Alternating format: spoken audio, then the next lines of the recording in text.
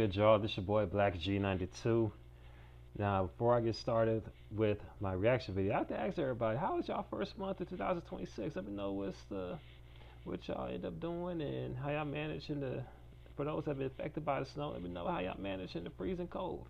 Cause man, out here it's still freezing, but it's warming up a little bit. Now, snow has since disappeared, and we have to deal with no ice roads or anything like that. Hell, it's last weekend or the weekend before last week. It was the weekend. It was last weekend. Well, what am I talking about? But yeah, last weekend when the snow was here, it got so bad. Apparently, people were still trying to go out and party in this weather, and it got to the point where the official councils of my city, Augusta, Georgia, had to put out a whole curfews to let people know, hey, stay your ass inside till the roads clear up. Till this, I forgot when it was. I think it was like during noon or 1 p.m. or some shit. Yeah, because apparently people still want to go out and bar hop and shit, like, which is stupid as hell. Like for real, like this. I mean, if people, for those that like to party, drink, and all that, you could just go to walk to the neighbor's house, kick it over there, sleep it off, and then walk right back the next day. That's the common sense thing to do. But certain people still want to take those unnecessary risks to go to a downtown, whatever city you're from, to when it's snowing outside, to still party. That is just ridiculous. Because like the party's gonna be there, the bar's gonna be there, the girl's gonna be there, regardless of what age group you're in. Like, they gonna be there. So just had to mention that. But anyway, I'm going to do a reaction for this evening, early evening, late afternoon. I'm going to do a reaction to the second part of Wrestle with Andy's documentary, Long Reigns, Never Ending Champions. I'm gonna see what's looking like in about 3, 2, 1. Let's go. Make his mark on the company back during the early 70s when he was tasked with carrying the ball in between Bruno Sammartino's first and second reigns on top. And the way he did this was by beating Ivan Koloff, the man who had dethroned the Italian Superman, and from there going on to represent the place then known as WWF for the following 2.5 years. That's what's up. Really, this is a hell of an achievement, and one which has only been beaten in WWE by 4 men. So why isn't Pedro better known today then? After all, it's not like he didn't have some great defenses against the likes of Classy Freddie Blassie, Blackjack Mulligan, and Mr. Fuji. Well, after the generational star that was Bruno wowed fans for the better part of a decade, it was hard for anyone to live up to this. Still though, even if he never quite reached those heights, Morales was able to remain a fighting champion for a long time, and in the process of doing so, he was able to draw huge crowds of fans to see him do his thing. And so when he finally dropped the title to Stan Stasiak, it would mark the end of an era in WWF, one which really shouldn't go forgotten as it was just as important as what came before and after it in its own way. But let's move away from that time period now. Hell, let's move away from the world title entirely and over to a secondary prize instead, the Intercontinental title, a title which was recently held by Gunther for over 600 days. Yes, well, back in the 80s and 90s, the Intercontinental title was considered one of the most sought-after belts in all of wrestling, something that the true workhorses wanted to carry. Come the mid-2000s, its reputation was starting to dissipate, and that would begin a lengthy period of it losing much of its value, with the belt changing hands sometimes on a near-weekly basis. Damn. Yeah, I do somewhat remember. Even though I haven't followed none of those time periods that close, I do remember it holds a lot of prestige. At the old International Championship belt, this held a lot of prestige. But of course, it wavered over the years, and damn, it got that bad, huh? Changing hands within a week. Yeah, I think if a title can get switched out like that, it will definitely devalue it. It would decrease in value more so. So, hey. Then this would all change in April of 2022, as that was when, just 2 months after making his main roster debut, Gunther would win it. And with him now in possession of it, it would start to regain that old magic once more. That's what's up. How did Gunther pull this off? Well, by dominating everyone around him during this period, taking on all comers, and making absolute mincemeat out of them by the time all was said and done, with a few well-placed stiff chops. I see. Really, it soon became apparent that whenever the Austrian was involved in a match, it was going to be must-see TV, as here was someone who felt different to anyone else on the roster, more like a monster heel from the Territory era than anything else. Drew McIntyre, Sheamus, Chad Gable, everyone and anyone who stepped up to the champ would be sent packing by the time all was said and done. And this all added up to a situation where, By the time he was crossing the 600-day mark as champion, many fans were starting to talk about Gunther as the greatest IC champ of all time. Even better than people like Macho Man Randy Savage, Bret Hart, or Mr. Perfect. And part of the reason he's so high in the list for this is because during his lengthy run with the gold, he was able to completely turn its fortunes around and make it feel like something worth fighting over once more. Okay. Of course, this run would have to come to an end eventually, and the end would happen at WrestleMania 40 in April of 24, as this was where the big man was finally dethroned by none other than Sami Zayn. But it's not like the Austrian would slip down the card after this, as he'd used the momentum he'd built up over the prior 2 years to head right into the world title picture soon thereafter, with him winning the World Heavyweight title at that point. But he's not the only person in WWE's current era who's helped to turn the fortunes of a particular prize around with a lengthy reign, as the same could be said for our next subject, the Usos, and their 620... I've heard about those guys. W2 and file your taxes 100% free. Man, who the hell? Plus, get your biggest refund. Roughly 37% of filers qualify. Simple Form 1040 returns only. File now. Now you wanna be like us. I found myself where I gotta wait through these damned commercials. I chose Purdue Global because the faculty understood 22-day run as undisputed WWE Tag Team Champions.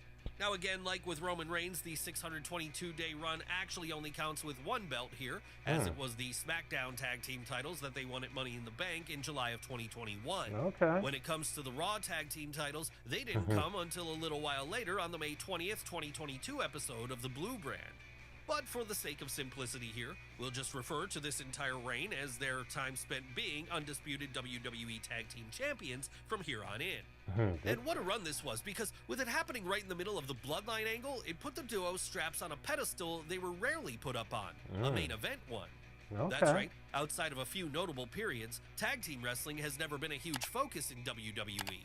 And this was why the run the Usos had during the early 2020s was so notable, as once they'd unified both sets of belts and were allowed to take them to any show they wanted to, it gave them a sense of importance which few had ever seen.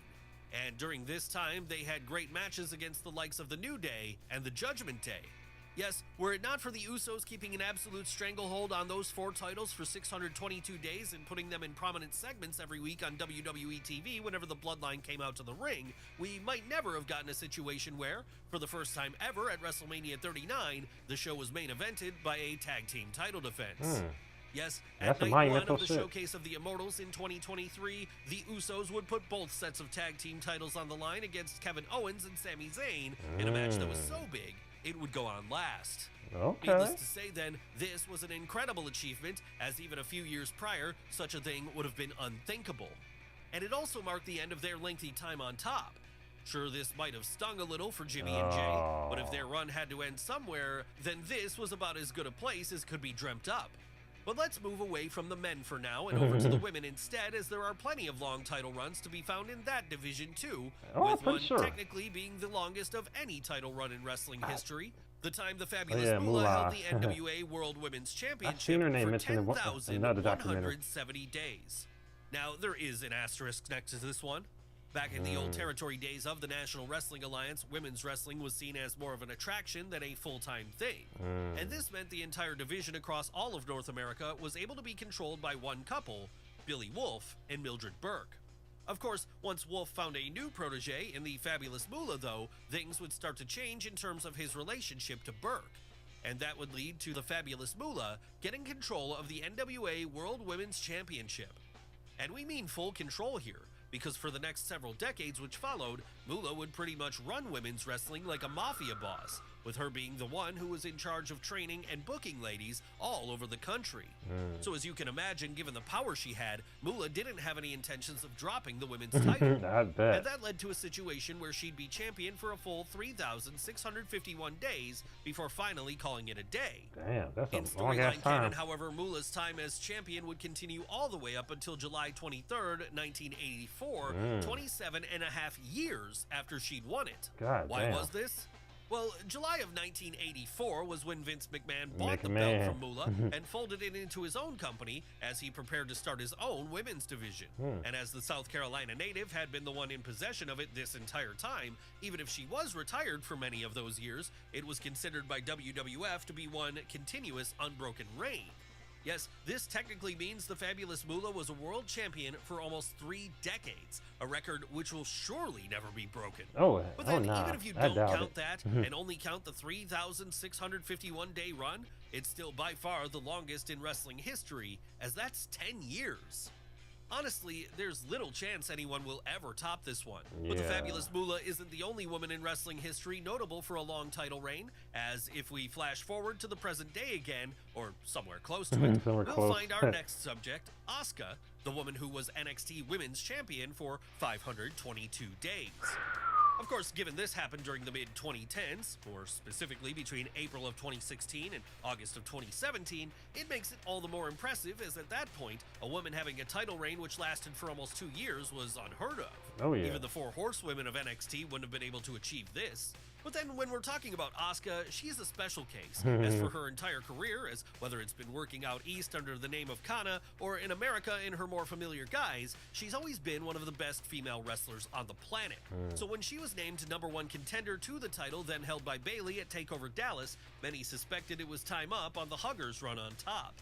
And those people would be proven right in the end, because it would take just 15 minutes for the Empress of Tomorrow to completely dismantle the champion and start her own reign. Where would she go from there? Well, she'd start a rampage throughout the NXT Women's Division, which saw her beat everyone who came up against her, whether that person be Mickie James, Ember Moon, Nikki Cross, or anyone else. Seriously, so dominating was the Osaka native that after a while, people began to question if anyone would ever be able to beat her. Hey, she was just out there kicking ass, and that's what you're supposed to do if you're like #1 in that department, for real. Asuka doing her thing, just kicking ass and maintaining that title.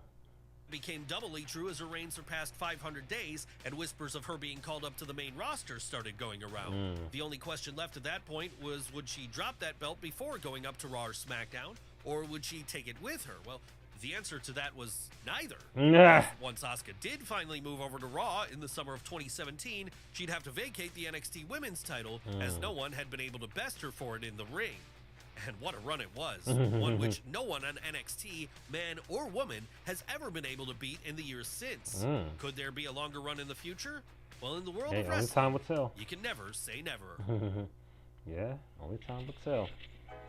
The way you see an idea in your mind and shape it into something that could only come from you. Now, these commercials I can sit through. It's inspirational and educational, for real, because the other shit, I'm good with it. Like this shit, I can care less about your latest food items or deals at your fast food joints. Alright, that was Long Reigns, Never-Ending Champions. I have to say, it's a pretty interesting documentary. I enjoy seeing a different, like, wrestlers, male and female, that managed to hold on to their reign for as long as they did, and very impressive indeed. It's very impressive how long they managed to sustain their run. I'm go ahead and respective runs, that is. To go ahead and get rid of this screen recorder. Alright, that's it. Yeah, just let me know in the comment section what to hear me do other commentary on Wrestle with Andy documentaries, or any other documentaries you can think of from whatever field you can come up with. And also any songs, music videos, as well as trailers for upcoming series or movies. Let me know in the comment section as well. Hit that like button, hit that notification button, hit that subscribe button, just so you can stay tuned what I have in store. And also be sure to follow my social media accounts, which will be posted in the description box below. This your boy Blak G92, about to sign off. Holla at your boy. Peace.